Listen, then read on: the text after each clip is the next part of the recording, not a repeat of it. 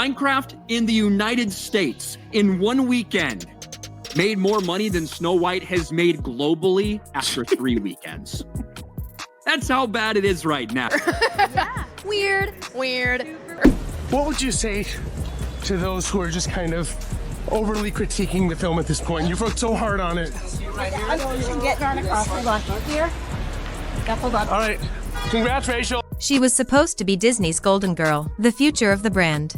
A breakout star perfectly poised to carry the legacy of a character that defined not just a company, but an entire generation of storytelling. But instead of becoming a modern-day fairy tale, Rachel Zegler's Snow White journey is shaping up to be a full-blown Hollywood cautionary tale. This isn't just about one actress. This is about a moment. A cultural flashpoint, the kind of slow-moving disaster that reveals the cracks beneath an industry's glittering surface. Who wants a movie about true love? What kind of woman do we want out there seeking true love, Eliana? It's the outrage. So, it got destroyed at the box office. Here's the box office numbers. The Minecraft movie made $60 million on Saturday. Snow White made $2 million. And somewhere in the chaos, a surprising, now infamous rumor involving Jack Black. Yes, that Jack Black, the beloved, chaotic good energy of School of Rock, Jumanji, Kung Fu Panda, and the unexpected star of a completely different movie that blew everyone away, Minecraft. So, what happened? How did Disney go from planning their next billion-dollar franchise to watching it unravel in public, one awkward moment at a time? And what did Jack Black actually say to Rachel Zegler, if anything, that reportedly changed everything? Let's take a deeper look. Snow White's story might be falling apart, but yours could make mine better. I'm just 60 subs away from 1K, so don't be a background dwarf.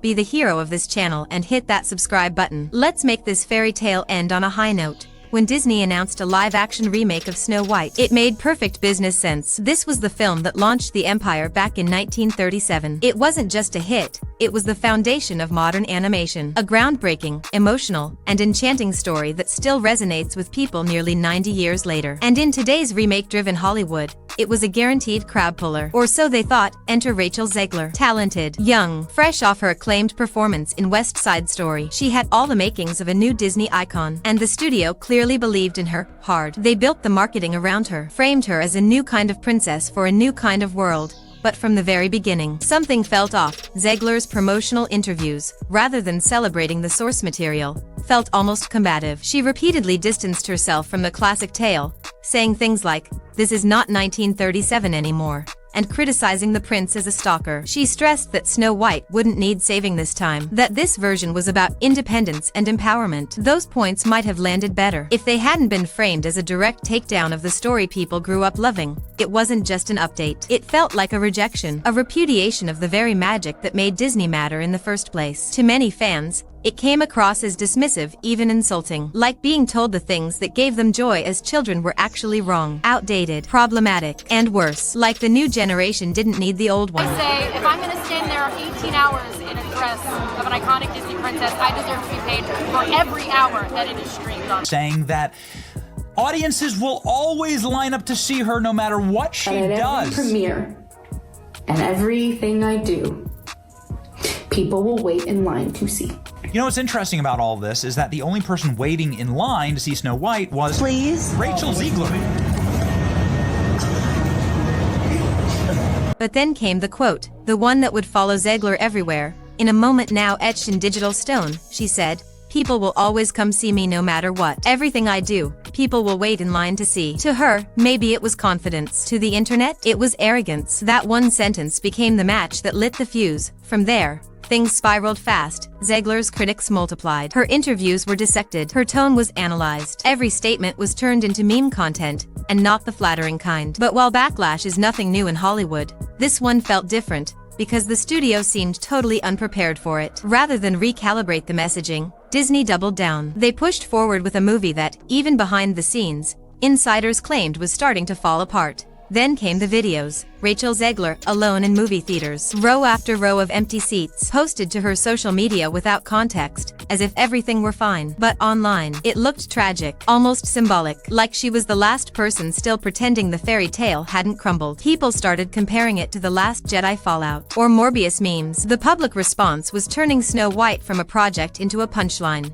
And while all of this was unfolding, Minecraft was happening. Yes, Minecraft, the movie. A film no one expected to take seriously. Critics had mocked it in early development. It was based on a blocky sandbox game with no real plot. It sounded like a cash grab. But then, something surprising happened. It worked. It didn't try to be deep, or edgy, or revolutionary. It just embraced joy, silliness, and a sense of fun. And it had a secret weapon, Jack Black. His performance, energetic, hilarious, and full of heart, became the core of the film, and audiences loved it.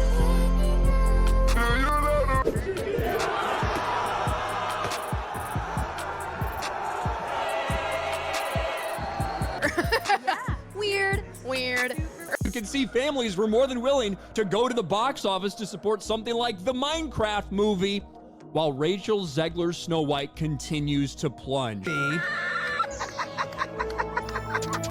Literally the only person there. And do you not understand how humiliating this is? Meanwhile, the experience at Minecraft goes something like this.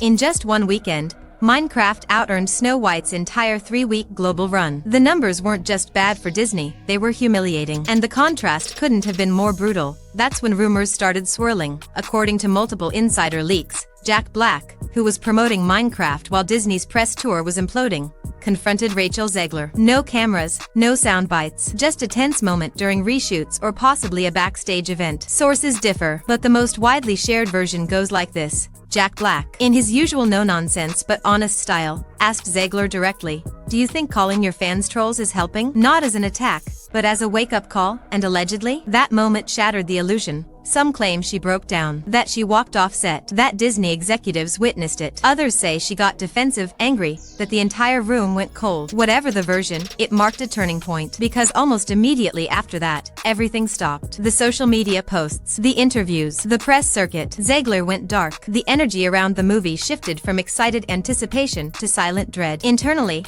Disney was reportedly panicking. Test screenings had been dismal. Words like flat, lifeless, and emotionally confusing started circulating. Major edits were ordered. Whole subplots were cut. Reshoots rushed. Some insiders said the studio was now just trying to salvage the film.